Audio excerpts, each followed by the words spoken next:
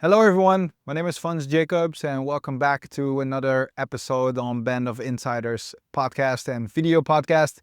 Another week, so another feature episode. This week we're going to talk about money and more specifically the future of money. Because the big question is, are we going to trust code or are we going for more control? So without further ado, let's jump right in.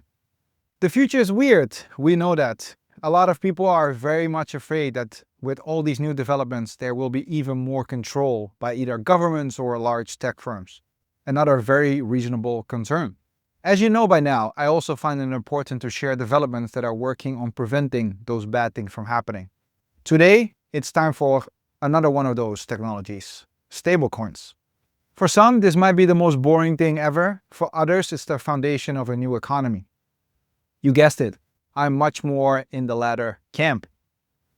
The reason it's interesting to talk about now is the recent passing of the Genius Act in the United States. Before I will explain what that means, let's start with the basics. What is a stablecoin? Why is the current digital money on our bank accounts not enough? And why do we not want a CBDC, aka a Central Bank Digital Currency? So, let's jump in. As I said, I want to start at the beginning. What is a stablecoin?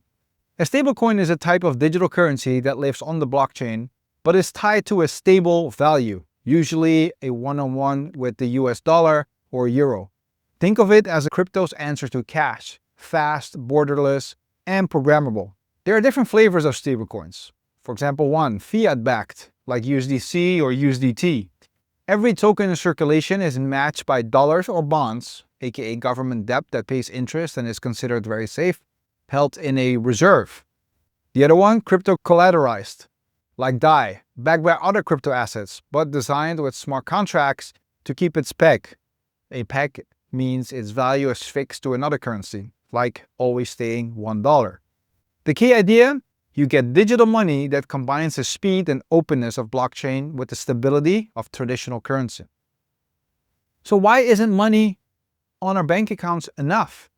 But wait, the balance in your banking app might feel like digital money already. Hate to break it to you, it's not. That number isn't real money, it's a promise.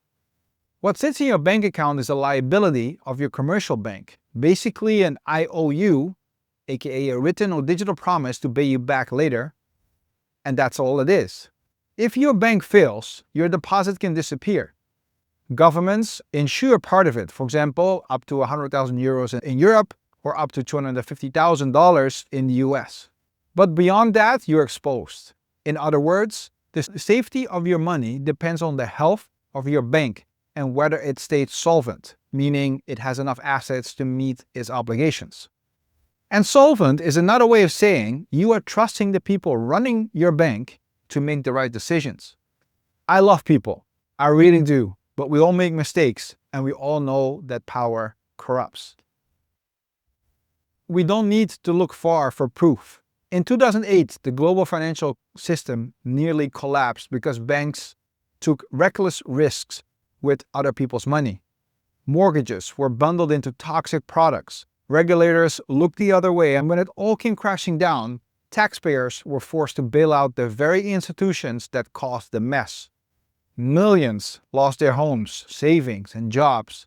The trust that your money is safe in a bank was shattered, because it was clearly not. That's very different from cash, which is a direct claim on the state. With bank deposits, you're ultimately trusting a private company not to screw it up. This is the fundamental reason that Bitcoin and the blockchain technology that powers it was created. Satoshi Nakamoto, the legendary and still anonymous inventor of Bitcoin, explained it in his Bitcoin white paper back in 2008. His motivation was simple. The financial crisis showed that we can't trust banks. If banks can fail and governments can change the rules overnight, why not build a money system that doesn't rely on either of them? Bitcoin was Satoshi's answer. Peer-to-peer money that didn't require trust in banks or government. Instead, trust was shifted to an open code, transparent rules, and a decentralized network of participants. So enter the CBDC, government's digital answer. Fast forward to today, governments around the world are looking at that same question. How should money work in a digital-first economy? Their answer isn't Bitcoin or stablecoins. It's something very different. It's called the Central Bank Digital Currency, or CBDC. On paper, CBDCs sound like progress. They promise faster and cheaper payments, both domestic and cross-border, a way to include people without bank accounts in the financial system, a more efficient economy where money can be programmed for specific uses. Think stimulus payments that can only be spent on essentials. All very necessary, again, in a digital age. China is already rolling out its digital yuan. The European Central Bank is running pilots for a digital euro. Over 130 countries are actively exploring CBDCs. The problem is, though, CBDC is not the same as Bitcoin or even a stablecoin. It's the opposite. Instead of decentralizing money, it centralizes it even further. Every transaction could be visible to the central bank. Rules could be coded directly into the money. In the extreme scenario, your government could decide when, where, or even if you're allowed to spend it. In short, CBDCs make the economy more tech-forward, yes, but also more controllable. So, let me tell you why we don't want a CBDC. People who have been following me for a while now definitely know I'm a big advocate for decentralization. Our internet has become a closed prison, as I discussed in my July 16 article titled, "We Broke the Internet, Can We Fix It?" This is the main reason I strongly believe in blockchain technology. Now let me explain why we don't want a CBDC in any shape or form. Below are 3 big risks that will become reality if CBDCs become the norm. 1. Total surveillance. Every transaction in a CBD system can be tracked. That means no more financial privacy. Every coffee you buy, every charity you support, every side hustle you run could be visible to the central bank. In the wrong hands, money becomes the ultimate surveillance tool. 2. Programmable control. CBDCs aren't just money, they are programmable money. On paper, this could be very useful. Stimulus payments that can be only spent on essentials, or welfare benefits that can't be wasted on gambling. But imagine the flip side. Money that expires if you don't spend it fast enough. Donations blocked because the recipient isn't approved, or funds frozen with a click of a button. 3. The kill switch. With cash, once it's in your wallet, it's yours. With CBDCs, ownership is conditional. A government could freeze your account, delete your balance, or restrict access, whether for legal reasons, political disagreements, or simply technical issues. Christine Lagarde, the president of the European Central Bank, has been a prominent figure in discussions about digital currencies since taking office in 2019. Her views emphasize maintaining Europe's monetary sovereignty in a rapidly digitizing financial landscape.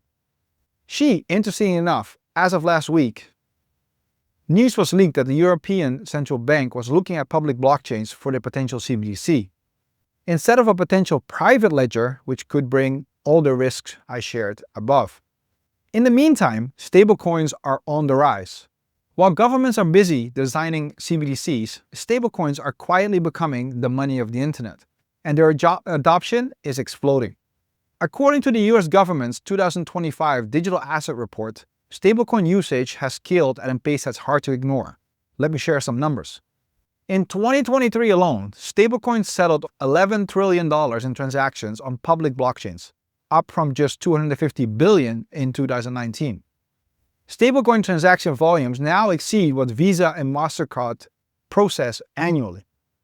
The total stablecoin market capitalization has climbed above $160 billion, with dollar-backed tokens like USDT and USDC dominating. Beyond the US, adoption is global. In countries battling inflation such as Argentina, Turkey, and Nigeria, stablecoins are becoming a de facto dollar substitute, often easier to hold than opening up a local bank account. In other words, what started as a crypto side experiment is now a systemic part of global finance. This is why the recent passing of the Genius Act in the United States is so significant. For the first time, the US has created a federal legal framework for payment stablecoins. In plain English, this means stablecoins aren't just tolerated anymore, but are recognized as a part of the financial system. So let me share some details on this Genius Act. The Genius Act requires that, first of all, stablecoins are backed one-on-one with safe assets like dollars or US treasuries. Issuers must be licensed and transparent about their reserves. Customer funds are protected, even if the issuer goes bankrupt. Anti-money laundering and security standards also apply. The message is clear: stablecoins are not going away. In fact, they now have a runway to grow under clearer rules. It's interesting to see that the US chose to lean into stablecoins, even though they could have gone the more centralizing and controlling CBDC route. Now, don't think this is just because the current administration loves to fight for freedom. There's a clear strategic advantage to why they are doing this. First off, if the world uses dollar-backed stablecoins, the US dollar stays dominant as the global reserve currency. And second, because these stablecoins are backed by US treasuries, it creates consistent demand for government debt. It's a smart move, one that aligns geopolitical power with financial innovation. So let me share some closing thoughts. Money is power. Who issues it, who controls it, and who decides how it can be used shapes the freedoms we have in our daily lives. CBDCs may look shiny and modern, but they tilt power even further towards central authorities. Stablecoins, while not perfect, tilt the other way toward openness, resilience, and choice. I am convinced that decentralization isn't just a technical design. It's a safeguard for freedom. The more we embed power into code and distributed systems, the less we have to trust fallible people and institutions. History has shown us what happens when too much control concentrates in too few hands. That is why the rise of stablecoins matters, not just because they are efficient or programmable, but because they offer a path toward a financial system that is less fragile, less censorable, and more aligned with the principles of a free and open society. The future of money is being written right now. And if we care about freedom, we can't afford to leave that pen in the hands of central banks alone. Freedom first, always. Thank you again for listening or for watching. Next week, we will be back with another feature episode. If you have ideas for any topics that you want me to cover or share my thoughts about, feel free to drop a comment. And don't forget to like and subscribe. Leave 5 stars on the podcast platform that you use. And hopefully see you again next week. Thank you. Peace.